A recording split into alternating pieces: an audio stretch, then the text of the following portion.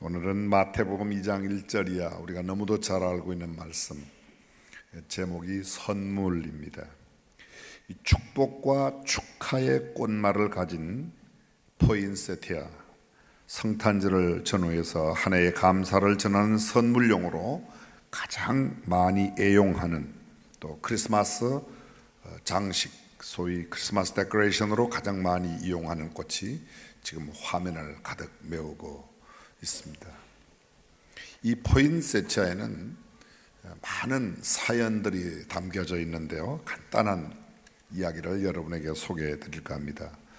미국의 노스캐롤라이나주 하이포인트의 샌디 리치 및 그리고 노스우드 연합교회라고 하는 두 개의 감리교회가 있습니다. 이 두 교회는 다나 프리돌 목사님이라고 하는 한 분 목사님이 사역을 하시는데, 그분은 크리스마스를 앞두고 이 포인세티아로 장식되어 있는 교회를 생각하면서 이런 말씀을 했습니다. 포인세티아가 없는 교회를 상상할 수 있겠는가? 이 식물은 우리가 그리스도의 탄생과 죽음, 또 이 두 사건 너머 깊은 의미를 아주 선명하게 보여주고 있다고 설명했습니다. 상징적으로 생각해 본다면 이 식물 안에 예수님의 삶 이야기가 모두 담겨져 있다고 말합니다. 잎사귀는 동방 박사들의 발걸음을 인도했던 별의 모양을 나타낸다, 이렇게 이야기하고, 붉은 잎은 십자가에서 흘리신 그리스도의 보혈을 상징하고, 또 때로는 흰 이파리가 있어 그 흰 것은 그리스도의 순교를 의미한다고 설명했습니다. 이 포인세티아의 역사는 그 꽃만큼이나 정말 다채로운데, 우리가 꽃이라고 생각하는 부분은 사실은 꽃이 아니라 포린이라고 불리는 특별한 종류의 잎사귀를 말합니다. 이 포인세티아와 크리스마스가 서로 어떤 깊은 관련성을 갖고 있는가에는 아주 슬프고도 아름다운 페피티라고 하는 소녀와 연관이 있습니다. 이 전설 같은 이야기의 주인공 페피터는 크리스마스 이브의 예배에 아기 예수님께 예배를 가는데 빈손으로 갈 수 없다고 선물을 준비해야 하지만 아무것도 준비하지 못한 채 예배당으로 가는 길이었습니다. 길가에 자라고 있던 잡초를 보게 되는데, 이 잡초를 꺾으며 한 다발 꽃다발을 만들었다고 하죠.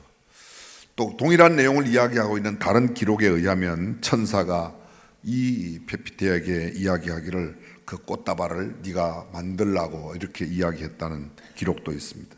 어쨌든 그 페피테가 가지고 있는 소박한 꽃다발을 가지고 성전에 들어가서 크리스마스 장식으로 되어 있는 예수님 발 앞에 그 선물로 꽃다발을 올려놓자 갑자기 그 잡초다발이 붉은 꽃으로 색깔이 변화되며 아름다운 포인세티아로 바뀌었다는 겁니다.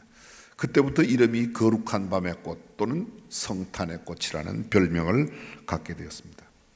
1825년 주 멕시코 미국 대사였던 조엘 로버츠 포인세트라고 하는 대사가 이 소위 멕시코 그 인근 중앙 아메리카 지역을 순방하는 중에 아마추어 식물학자로서의 자기의 자신의 모습을 유감없이 드러내게 되는데, 그것이 바로 이 붉은 꽃잎을 바라보고 너무 아름답다고 이 꽃잎을 미국으로 그리고 유럽으로 보내기 시작했더랍니다. 그것이 한창 많이 보내어져서 크리스마스 때가 되면 미국의 많은 보육원에서 이 포인세티아를 길러내서 교회마다 크리스마스 장식용으로 선물로 드리기도 하고 팔기도 하고, 이 꽃이 그렇게 많이 퍼지면서 이 꽃을 전파했던 당시에 소위 말하는 조엘 로버츠 포인세트라고 하는 대사의 이름을 따서 포인세티아라는 꽃의 이름을 붙였다고 합니다. 테네시주 내시빌 소재 크림우드 글렌데일 두 연합교회 담임하는 피터 펜 예이스 목사님은 이 꽃과 관련된 작은 멕시코 소녀의 이야기를 또 전하고 있다는데, 그 내용이 뭔가 하면 바로 이 꽃의 의미가 예수 그리스도의 삶과 죽음 전체를 의미하고 있고, 또 매년 이 성탄절 때마다 저희들이 사용했던 그 모든 포인세티아를 성도들이 집으로 가져가서 열심히 물을 주고 기르면 한 여름이 지나는 동안에 이 꽃이 거의 기능을 꽃으로 알아볼 수 없을 만큼 피폐해진답니다. 그러면 어두운 창고 안에 이것을 갖다 두었다가 11월 말 12월 초쯤 되어서 끄집어내면 언제 그랬냐는 둥 아주 완전한 또 새로운 꽃이 되어서 마치 죽었다가 새로 태어난 꽃처럼 예수 그리스도의 부활을 상징하는 꽃으로 사용했다. 그래서 포인세치아는 예수 그리스도의 죽음과 부활을 상징하는 꽃으로 교회마다 널리 사용했다는 그런 이야기입니다. 그렇습니다. 사실 제가 오늘 꽃 이야기를 하려고 하는 것은 아닙니다. 크리스마스 그러면 우리는 지울래야 지울 수 없는 하나의 생각이 떠오릅니다. 그게 뭐냐 하면 선물이죠. 혹여 어떤 사람들이 크리스마스 때 기대하는 선물, 또 내가 주어야 할 선물에 대한 부담감 때문에 부정적인 견해로 설명하지만 사실 크리스마스와 선물은 아주 깊은 의미가 있습니다. 오늘 본문 동방 박사들이 아기 예수님께 드렸던 선물뿐만 아니라 더 중요한 의미에서의 성탄과 선물은 연관이 되어 있다는 겁니다. 1905년 뉴욕의 피튼의 선술집에서 그 선술집 한 모퉁이에서 저 유명한 오 헨리가 남긴 크리스마스 선물, 원래의 제목은 크리스마스 선물이 아니고요, The Gift of the Magi, 매기의 gift라는 제목으로 되어 있습니다. 여기서 Magi, M-A-G-I, Magi는 매기 이렇게 표현하는데 원래 헬라 성경에 마고스라고 하는 동방 박사의 원어가 영어로 번역되면서 이렇게 매기, 메자이로 되었다는 거죠. 내용은 여러분들이 이미 잘 알고 계시지만 잠깐 다시 한번 정리해 보겠습니다. 가난하지만 서로를 깊이 사랑하는 젊은 부부, 22살의 젊은 부부 델라와 짐이 주인공입니다. 두 사람은 크리스마스를 맞이하며 상대방에게 최고의 선물을 주고 싶어 하지만 돈이 턱없이 부족했습니다. 그동안 모으고 저금통에 돈을 모았던 델라가 남편에게 선물을 주려고 크리스마스 선물을 주려고 저금통을 열었습니다. 근데 전체 돈을 다 세어 보았더니 1달러 87센트였습니다. 87센트 가운데 무려 60센트가 페니, 1센트짜리 동전을 페니라고 그러는데요, 페니가 60개나 되었습니다. 그동안 이 페니를 모으면서 1불 87전 모으면서 어떻게 모았는가? 식료품 가게에서 식료품 깎은 거 1센트, 채소 가게에 가서 채소값 깎은 1센트, 정육점 주인과 싸우면서 아낀 2센트, 이런 식으로 얼굴이 붉어질 정도로 흥정하면서 모았던 돈, 그게 전부 1불 87센트였는데 1불 87센트 갖고는 남편에게 줄 선물을 도저히 살 수 없다는 게 자기에 빠져서 그냥 침대에 엎어져서 엉엉 울었습니다. 한참 울다가 생각이 떠올랐어요. 그렇지, 내가 이 돈으로는 남편의 선물을 살 수 없지만 나에게는 대대로부터 물려받은 이 금발의 찬란한 폭포수 같은 머리가 있지 않은가, 내가 이 머리를 잘라서 팔아야 되겠다, 이런 생각을 하게 되죠. 이미 이 다음 이야기는 다 알고 있죠.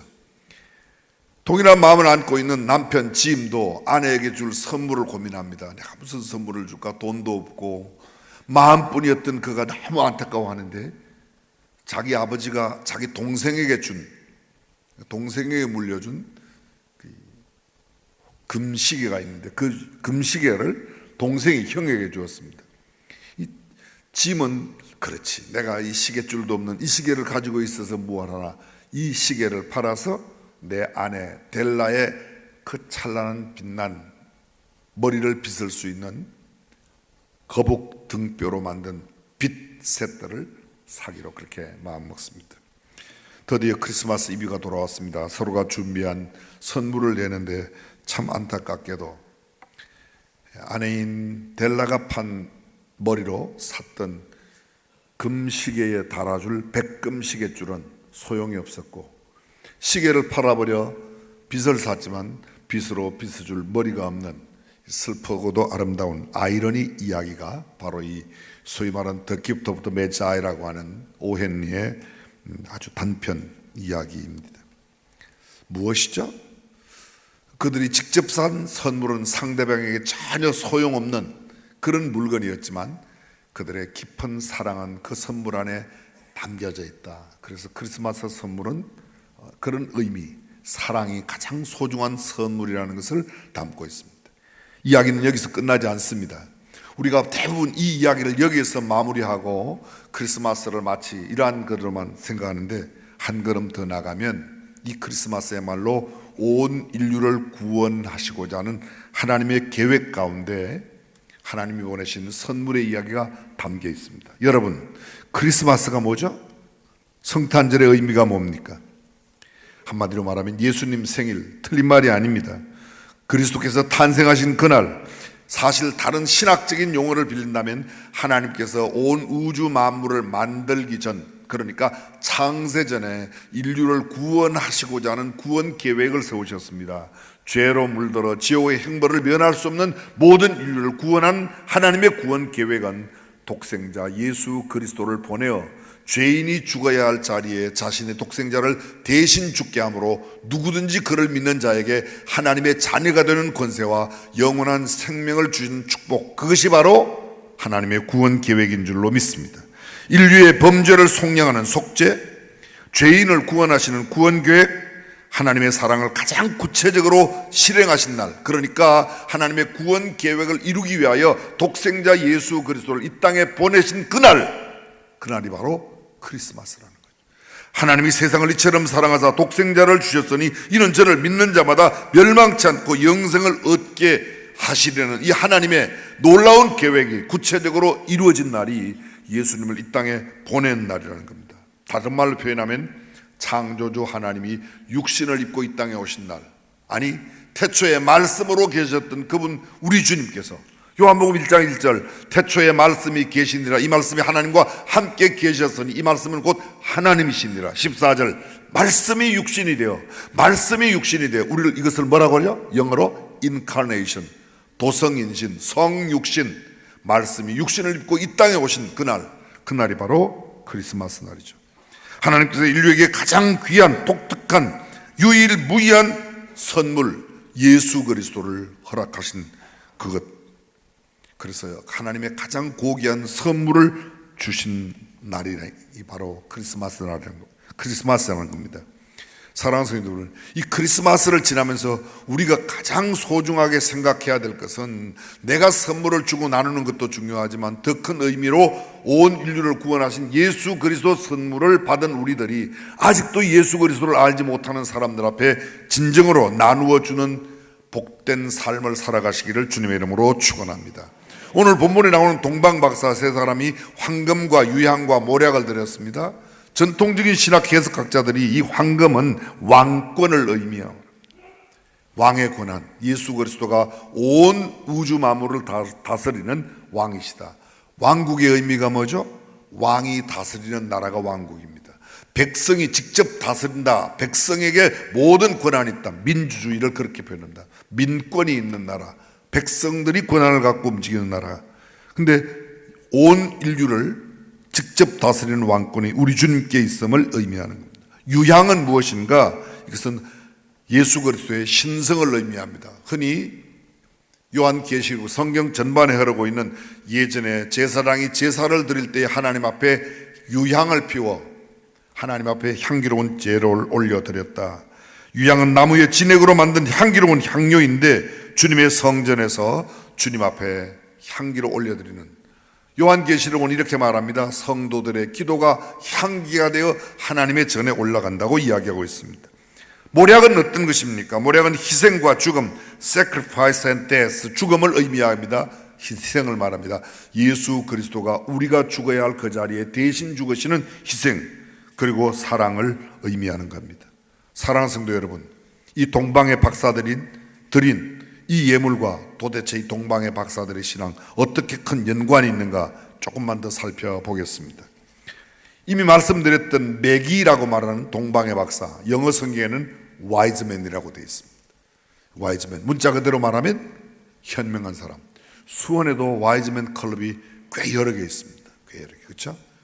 지금 현재 우리가 현존하고 있는 사회 활동하고 있는 와이즈맨은 YWCA, YMCA 이를 후원하는 Y 어른들을 표현해서 그렇게 와이즈 클럽이라고 표현하는데요. 성경은 이 메자이를 와이즈맨으로 지혜로운 사람이라고 말합니다. 이 사람들은 성경에 나오는 원어대로 말하면 이미 말씀드린 마고스에서 메자이, 그 메자이가 와이즈맨으로 번역됐다는 겁니다. 어떤 사람들인가 옛날 페르시아와 바벨론 지역에서 지혜로운 사람으로 왕을 보좌하며 왕의 꿈을 해몽해주고 왕에게 도움이 될 만한 조언들을 해주는 사람이 바로 이 마고스, 메자이가 했다고 하는 겁니다. 이 사람들을 흔히 표현할 때 어떤 성경에도 그렇게 번역한 성경이 있습니다. 점성술사. 문자 그대로 들으면 마치 점 보는 사람으로 해석하기 쉽지만 그런 게 아니라 하늘을 연구하는 사람, 하늘의 징조를 보아서 미래를 예견하는 사람, 별들을 연구하는 사람, 요 사이로 말하면 천문과학자로 표현해도 틀린 말이 아닐 겁니다. 근데 이 사람들이 동방에서 예수님 태어나실 때의 그 별을 보고 동방으로부터 이곳에 와 아기 예수께 황금과 유향과 모략을 드렸다는 것이 오늘 본문입니다. 자, 보십시오. 동방으로부터.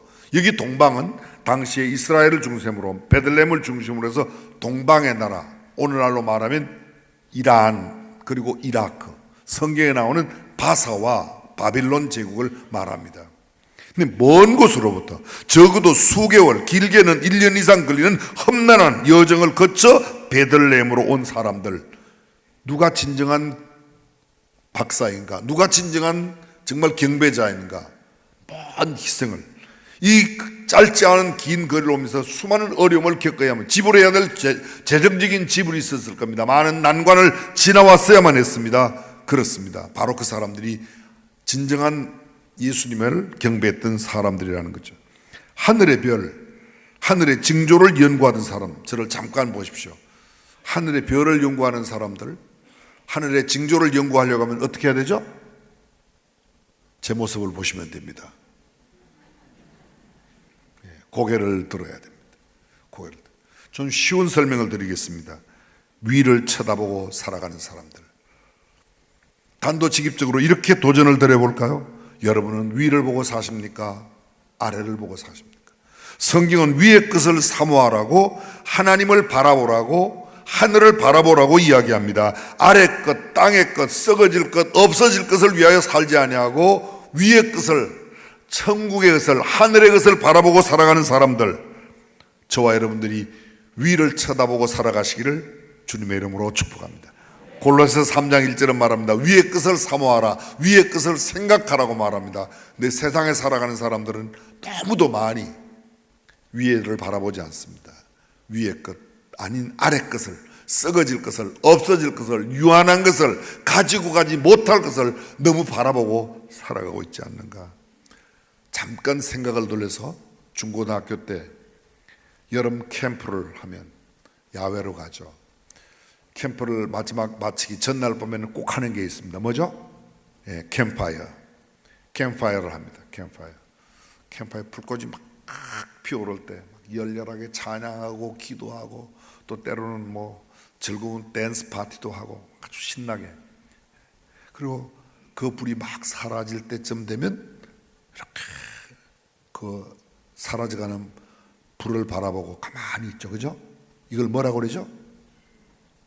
불멍이라고. 불 보면서 멍 때린다고 그래서 불멍이라고 그래요. 언젠가 우리 교회 청년들, 대학생들, 아니 중고등학생들 데리고 여름 캠프를 간 적이 있습니다. 제가 막 청소년 시절 막 벗어날 그때쯤이었는데요. 여름 캠프를 했습니다. 캠프에 막 불을 막 피우고 난리났어요. 근데 한 학생이 막 달려가서 뜨겁게 타오르는 그 불 타오르는 장작을 맨손으로 탁 잡고, 하나님, 나도 이 불처럼 자신을 태우겠습니다. 순간 그냥 병원에 실려갔어요. 이게 그냥 탁 잡고 막 불이 막 꺼지면서 막 역사가 일어났더라면 이게 기가 막힐 텐데 뭐 그런 이적은 없었고 그냥 병원에 실려갔습니다. 가끔 제가 그때를 생각해 봅니다. 그때를 생각하면 이런 생각이 듭니다. 참 무모한 짓이다라는 생각이 들면서 그것보다는 글쎄 정말 얼마나 하나님을 향한 마음이 뜨거우면 저런 모습이 있을까. 요사이는 그런 뜨거움이 없어요. 뜨거운 기도도 없고 열정도 없는 것 같아요. 그렇다고 오늘 가서 괜히 불타오르는 연탄 잡지 마십시오. 사랑하는 성도 여러분, 불을 바라보면서 멍 때리고 있는 인생, 그거 좋은 인생이 아닙니다. 이 땅의 것에 너무 매여 살아가는 사람, 오늘 성경에 나오는 매자, 이 와이즈맨들은, 이 박사들은 위의 것을 사모하며 이 땅에 비록 발붙이고 살아갈지라도 우리의 이상과 우리의 꿈, 우리의 신앙은 하나님 나라를 사모하며 살아가는 성도가 되시기를 간절히 축복합니다. 그렇습니다. 이 사람들 생각해 보십시오. 예수님이 태어나던 그 주변에 있던 사람들이 아닙니다. 동방의 박사들이 와서 헤롯 궁에 가서 여기 유대인의 왕으로 나시니가 어디 계시냐고 묻습니다. 그때 왕이 대제사장과 서기관들을 불러 예수가 어디에서 나냐고, 그리스도가 어디서 나겠냐고 그들은 금방 알아맞혔습니다. 그러나 그 누구도 그 당시에 대제사장과 서기관들, 그 장로들은 단 한 명도 아기 예수님께 찾아가지 않았습니다. 헤롯은 이렇게 말했습니다. 가서 아기에 대하여 경배하고 내게 돌아와 내게도 이야기하세요. 나도 가서 경배하겠습니다. 그러나 그것은 거짓말이었습니다. 사실은 아기 예수를 죽이기 위한 그의 괴략이었습니다. 우리 이미 알고 있습니다. 전혀 예상 밖의 장소, 숨겨진 곳에, 우리가 예상치 않았던 그곳에 믿음의 사람 동방 박사가 있었습니다. 현실적인 이야기를 좀 끄집어내 볼까요? 언뜻 생각하면 교회 담임 목사가 신앙이 제일 좋다고 생각할지 모르겠습니다. 아니면 교회에서 중직을 갖고 있는 사람들이. 그러나 여러분, 예수님 태어날 당시를 바라보면 전혀 뜻밖의 동방에서 이방의 땅입니다. 페르시아입니다. 바벨론입니다. 전혀 하나님을 섬기는 나라가 아닙니다. 우상을 숭배하는 나라, 그곳에 별을 연구하던 사람, 그리고 하나님을 바라보던 그 사람들이 예수님을 찾아왔습니다. 성경에 이런 용어가 있습니다. 은휘한 제자, 은밀하다, 감추어진, 요사이 말로 말하면 스파이 제자죠. 스파이 제자. 누구죠? 요한복음 20장에 보면 그 이름이 나타나고 있습니다. 예수님이 재판을 받고 이제 마지막 십자가의 처형을 당했을 때 그 시신을 달라하며 당돌하게 나왔던 아리마대 사람 부자 요셉이 예수의 시신을 달라고. 근데 그 아리마대 사람 부자 요셉을 이야기할 때 은휘한 제자다. 아리마대 사람으로 부자인 요셉이라는 은휘한 제자, 스파이 제자가 있었다는 겁니다. 눈에 보이게 화려하게 활동하는 사람들이, 신앙 좋은 사람이 있는 것 부정하지 않습니다. 그러나 어떤 면에서 우리가 전혀 생각지 못한 곳에 위대한 신앙이 있음을 동방의 박사를 통해서 배울 수 있습니다.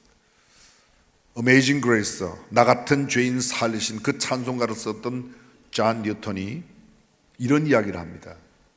천국에 가면 3번 놀라는데 첫 번째, 꼭 와 있을 거라고 믿었던 사람이 안 보여서 놀랜답니다. 두 번째, 전혀 올 거라고 생각지도 않았던 사람이 와 있는 것을 보고 놀랜답니다. 세 번째로, 나도 와 있구나, 그래서 놀랜답니다. 근데 이 세 번째에 놀람이 없는 사람, 제일 불쌍한 사람이죠. 첫 번째 사람, 꼭 와 있을 거라고 생각했던 사람 가운데 천국에 있지 않다. 이거 참 문제 아니겠습니까? 그죠? 근데 여러분, 이 두 번째, 전혀 예상 밖에. 동방의 박사들은 사람들이 예상할 수 있는 신앙인이 아닙니다. 우상을 숭배하는 나라입니다. 하나님을 알지 못하는 나라에도 숨겨둔 하나님의 사람들이 있었습니다. 뿐만 아닙니다. 그들은 그를 가지고 온 황금과 유향과 모략을 보배합을 열어 아기 예수께, 진정한 경배의 대상이 누구인지 알았습니다. 금방 태어난 아기에게 경배한다. 아기를 낳은 엄마가 아닙니다. 저는 타 종교에 대해서 이야기하고 또는 타 교파에 대한 이야기를 하려는 건 아닙니다. 여러분, 예수 그리스도 한 분 외에는 그 어떤 누구도 경배의 대상이 없는 줄로 믿습니다. 근래 캐톨릭 교황으로 부임하신 분이 캐톨릭 역사에 처음으로 미국계의 교황이 처음 가졌습니다. 교황 요한 바오로 2세가 그 전에 나도 죄인이라고 하는 이야기를 한 번 한 적이 있습니다. 캐톨릭의 전통은 교황 무호설입니다. 교황은 오류가 없다. 성경의 해석에 대한 유일한 권위는 교황만 해석하게 되어 있습니다. 침례교회는 누구나 성경을 읽고 해석하도록 되어 있습니다. 이런 것들이 개신교와 캐톨릭의 일부 차이인데요, 지금 현재 교황으로 있는 분이 나도 죄인이며 우리의 신앙의 대상은 예수님 뿐이라고 이야기했습니다. 좋은 이야기니까 아멘 하세요. 그전에는 그렇게 생각하지 않았던 분들이 참 많습니다. 지금 우리가 알고 있는 이 세상 속에 그런 오류들이 참 많이 있습니다. 우리만 갖고 있는 잘못된 아집입니다. 근데 여러분, 성경은 분명히 이 동방의 박사들을 통해서 진정한 경배의 대상이 아기를 낳은 마리아가 아니라 마리아가 나왔을 때 침례 요한의 아버지 어머니였던 사가랴 엘리사벳 부부가 이렇게 말합니다. 내 주의 모친이 내게 나오니, 내 주의, 마리아를 보고 내 주의 모친 마리아의 태중에 있는 그 아기가 내 주님이라고 엘리사벳 사가랴의 고백입니다. 사랑하는 성도 여러분, 우리의 진정한 경배의 대상은 오직 예수님밖에 없다고 믿으시길 바랍니다. 이 동방박사 조금 더 이야기를 해보면요, 몇 사람이죠? 우리는 세 사람이라고 이야기하는데 성경에는 동방박사의 수를 한 번도 언급하지 않았습니다. 황금과 유향과 모략을 들었으니까 아마도 세 사람이라고 추측할 뿐입니다. 그러나 오랜 전통에서는 기독교 오랜 전통에서는 적어도 6세기까지 12명이라고 생각을 했답니다. 6세기 이후부터 세 사람이라고 황금, 유향, 모략, 그리고 세 사람의 이름까지 또 지었습니다. 이름도 알지 못하는데 갑자기 이름을 또 지었습니다. 이건 서방교에서, 동방교에서는 12명의 박사라고 그러고, 서방교에서는 이 동방교, 서방교라는 말은 동방, 서방을 나누는데, 동방교는 그릭 오르독스, 러시아 오르독스 교회를 말하고, 서방교회는 로만 캐톨릭으로부터 시작해서 로마에 그대로 남아있는 교회입니다. 그 이후 16세기 1517년 종교개혁을 일으키고 난 뒤에 캐톨릭으로부터 새롭게 나온 개신교, 우리가 바로 그 캐톨릭에서부터 나온 프로테스트란 말은 반항하다는 겁니다. 그들이 갖고 있는 사상에 대해서 반항하고 새로운 성경적 진리만 고수한다. 그게 프로테스탄트 개신교입니다. 개신교회는 이런 걸 믿지 않는데, 더 오래된 교회에서, 서방교회에서 동방박사 세 사람, 이거 왜 이런 게 이야기를 왜 하는가 뒤에 설명드리겠습니다. 일단 멜키오르라고 하는 사람은 황금을 드린 노인이랍니다. 두 번째, 카스파르는 향유를 바친 청년이라고 합니다. 세 번째, 발타사르라는 사람은 모략을 바친 중년, 그러니까 노인과 청년과 중년 전 세대를 아우르는 박사들은 대표성을 가진다, 이렇게 말하고 있습니다. 이 동방의 박사들의 가장 중요한 가치는 어디에 있는가 하면 이방 사람인데도 불구하고 예수님을 구세주로 알고 와서 경배했다는 것이죠. 더 중요한 사건이 있습니다. 오늘 성경 본문은 11절인데 12절 한번 보실까요? 그들은 꿈에 헤롯에게로 돌아가지 말라 지시함을 받아 다른 길로 고국에 돌아가니라. 처음 왔던 길로 가지 않습니다. 결정적인 계기는 예수님을 만난 이후, 그들이 처음 연구하고 그들이 보살피고 그들이 하늘의 별을 보고 징조를 보고 따라왔던 그 길이 아니라 예수님을 만난 뒤 다른 지시함을 받았습니다.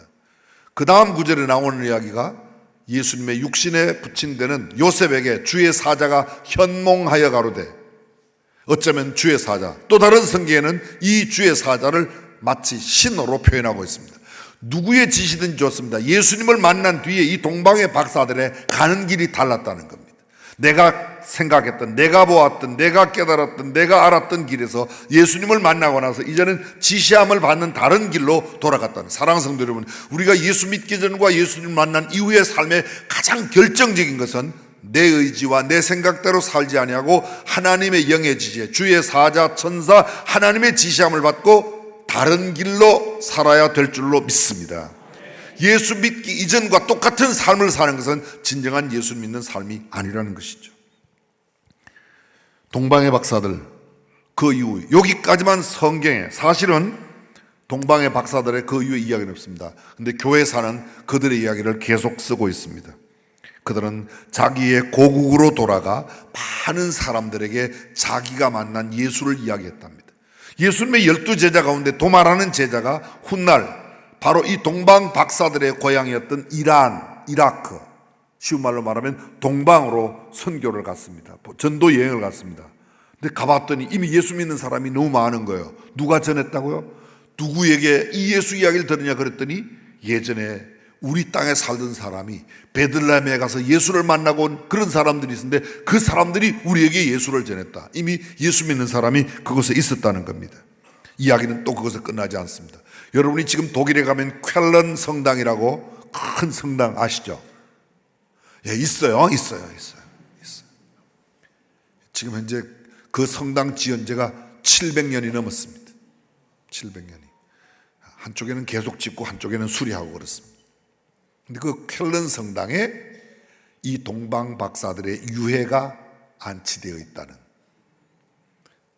그것도 1164년부터 시작해서 그것이 이스탄불, 여러분이 잘 아시는 콘스탄틴 대제가, 콘스탄틴 황제의 어머니 헬레나 여사가 300년대에 성지순례를 갑니다. 이스라엘을 갔다 와서 그 이스라엘에서 예수님 걸었던, 예수님 십자가 지셨던 그 돌계단의 돌을 로마로 옮겨서, 지금도 가면 로마에 가면 돌계단 성당이 있습니다. 헬레나 이사가 갖다 놓은 겁니다.